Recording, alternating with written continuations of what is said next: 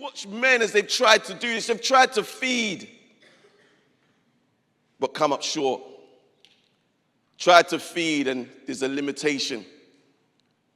Tried to feed and be pulled down. So why try?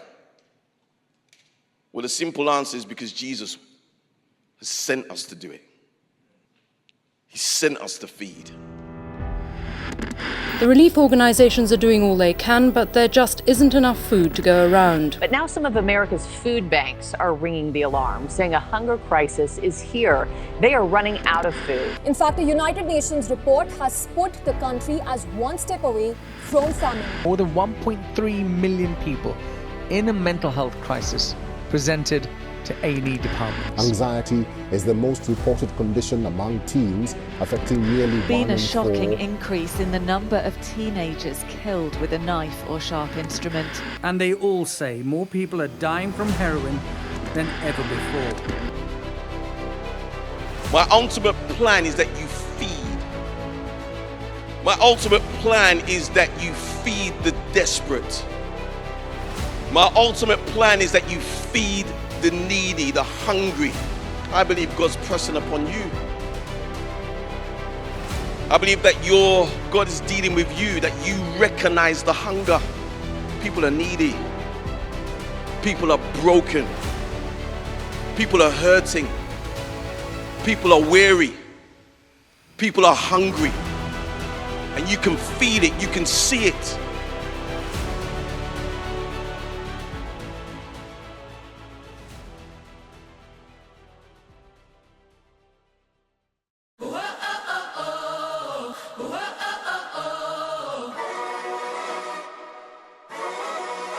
I'm not forsaken, ever alone.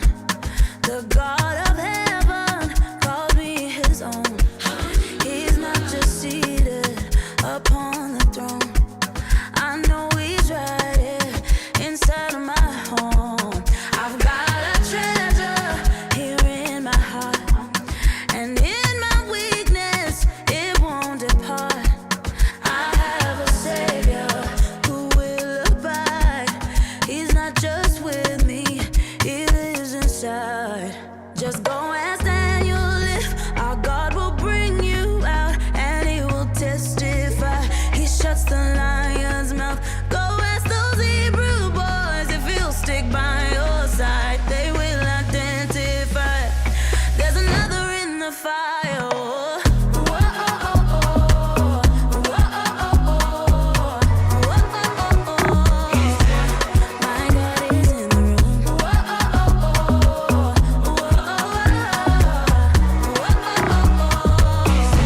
Formally gave my life to Christ on May 24th, 2025, and my life since that has been much better. It has been clearer, my thoughts are more clearer.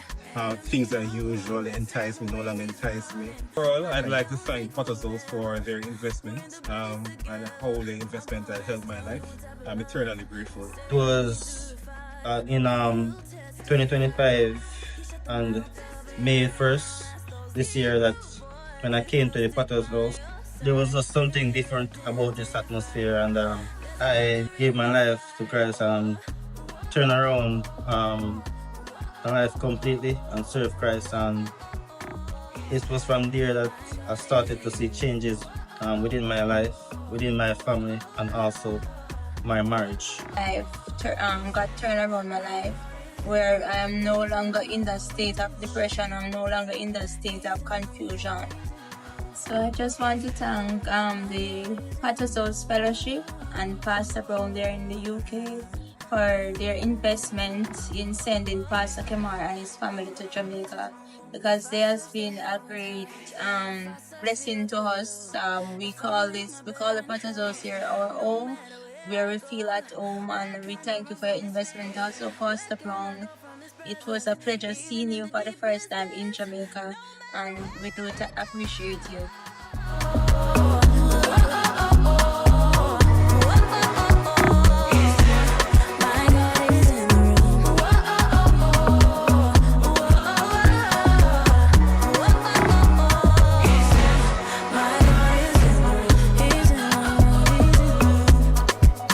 He's in the room.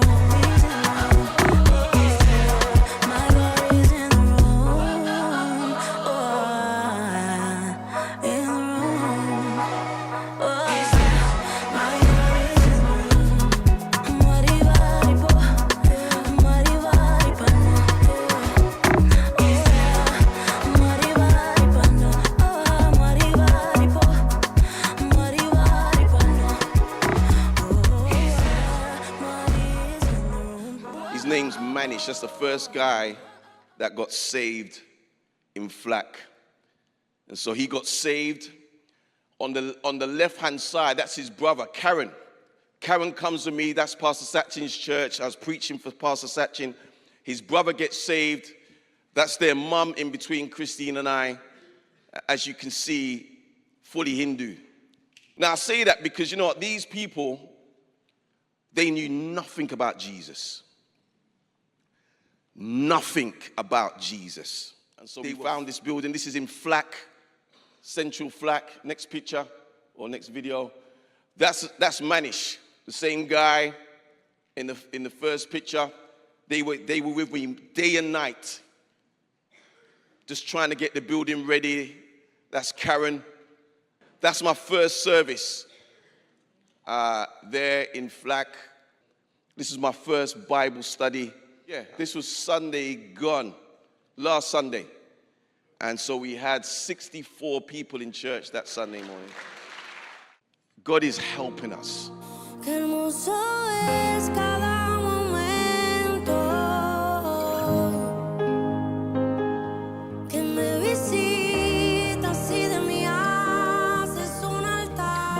The need is very, very real. There's lots of people out there really, really struggling with life, like with the basic things of life. I got a number of people that came to church with a serious cloud of depression, yeah, almost tangible. You can almost touch it, and just seeing God lifted up, praying for them, the gospel just, and they come back to be normal people, functional people, that they can go to work and have a normal marriage and stuff. So I don't know, but just the needs are very real. And when you are there and you get involved with people, you realize there really is a need for people to go out to preach the gospel. And it is real. People that don't know what to do, how to resolve the problems. People wishing not to live that life, but not knowing how to, what else.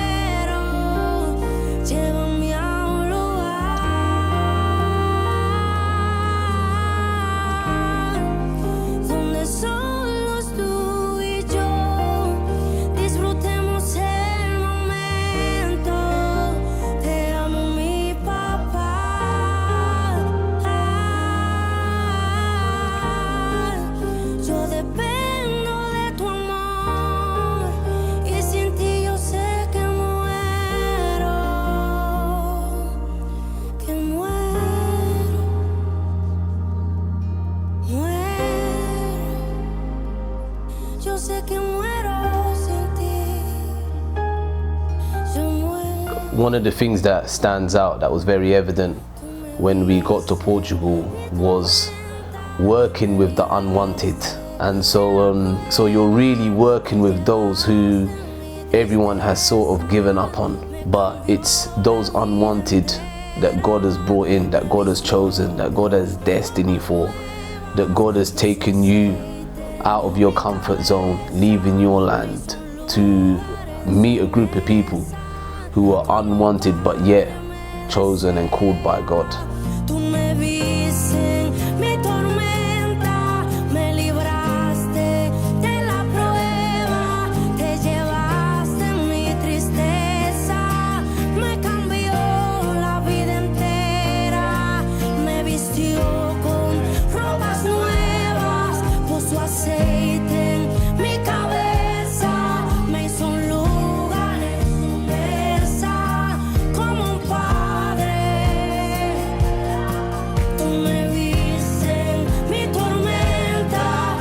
But what we're seeing is a lot of young people are searching.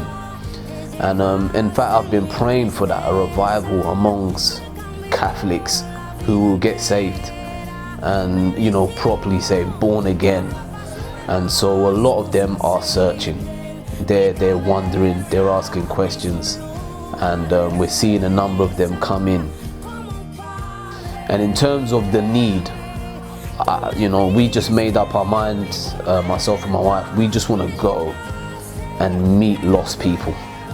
We want to go and on a rescue mission to reach lost people and bring them into the kingdom.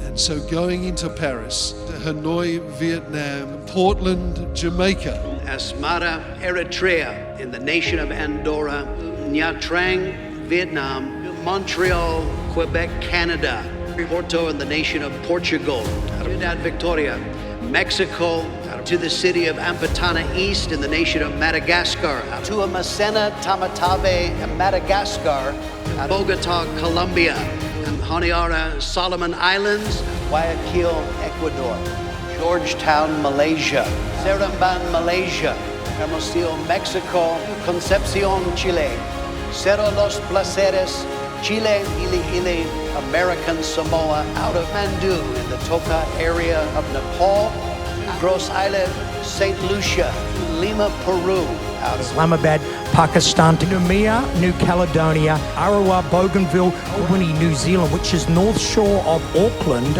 East Timor.